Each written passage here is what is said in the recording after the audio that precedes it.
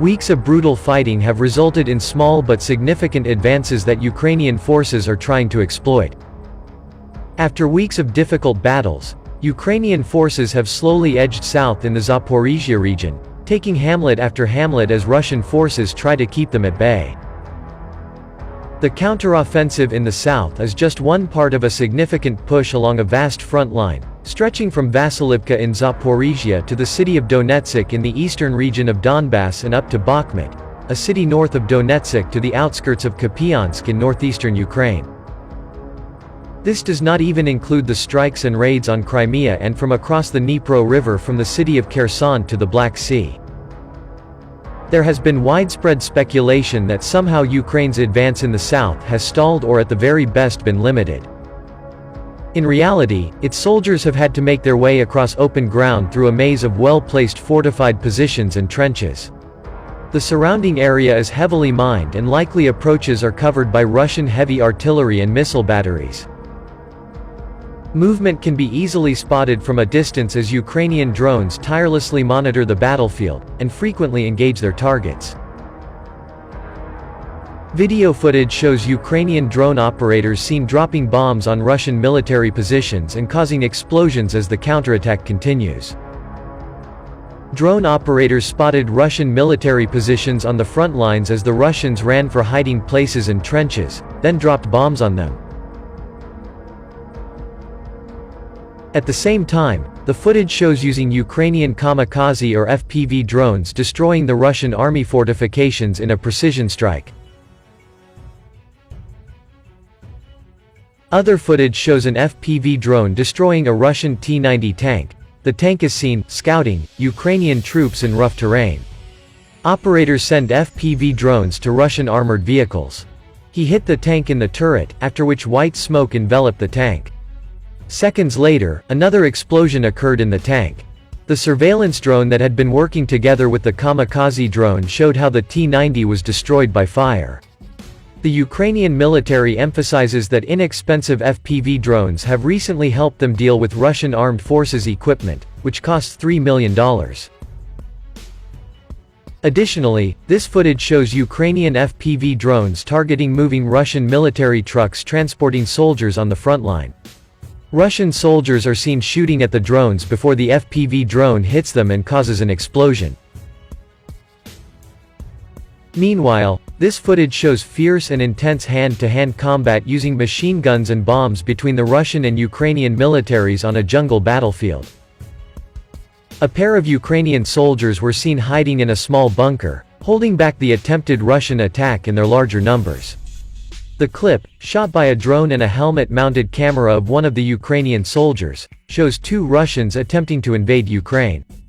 However, it seems they misjudged the position of the Ukrainian soldiers and were quickly caught by the automatic rifles held by the camera fighters. When another Russian soldier raised his head above the bunker where he was hiding, he too was annihilated. From the same bunker, another Russian soldier was seen frantically crawling to a second foxhole where a comrade was taking cover. Even if they bow their heads, they are not safe. One of the two Ukrainian soldiers threw a grenade directly into the bunker, which was not visible to the Russian soldiers taking cover. In total, it appears that 2 Ukrainian soldiers were able to take down 5 Russian soldiers in the video alone. The total number of victims is unclear. From February 24, 2022 to date, the Ukrainian armed forces have eliminated approximately 263,020 Russian military personnel, including 610 soldiers over the past day.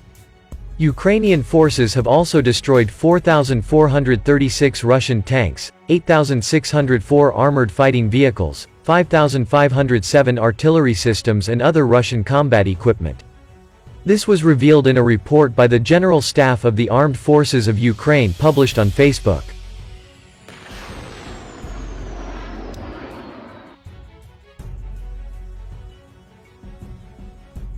While Ukrainian troops have reportedly broken through Russia's main defense line around the southern village of Robotyne, Ukrainian forces are now engaged in heavy fighting several miles further east as they seek to take the next step in a difficult counter-offensive, according to Ukrainian military commanders and Western military analysts.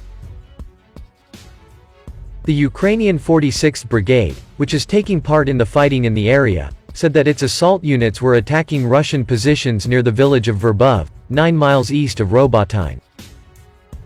The move toward Verbov is notable because it shows that Ukraine feels it holds Robotyne securely enough to try to press forward. While Western analysts believe that Ukraine has broken through a first line of defense in Robotyne, they note that several other defensive lines converge around Verbov. Ukrainian military officials have warned not to expect rapid progress, and troops are fighting hard for every bit of ground retaken. There are still miles of formidable Russian defenses, including mines, tank traps, fortified trenches, concrete pillboxes and sniper nests, ahead as Ukrainian troops seek to push south and drive a wedge between Russia and occupied Crimea. On Thursday, the brigade said its forces had reached the western part of Verbov, though it underlined that there were much more difficult fights ahead.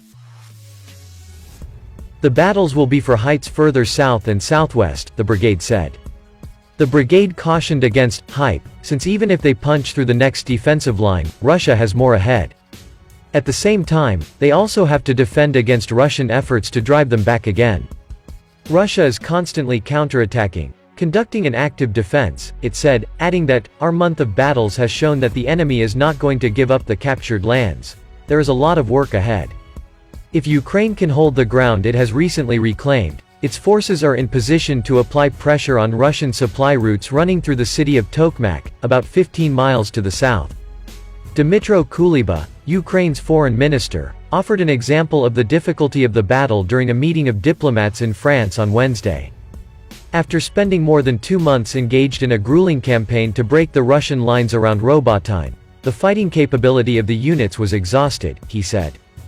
The local commander asked for permission to restructure the attack force there, choosing 31 soldiers considered to be deeply motivated. A third of them had no combat experience, he said. Over the course of 40 days, he said, this unit conducted 6 assaults and 2 reconnaissance missions.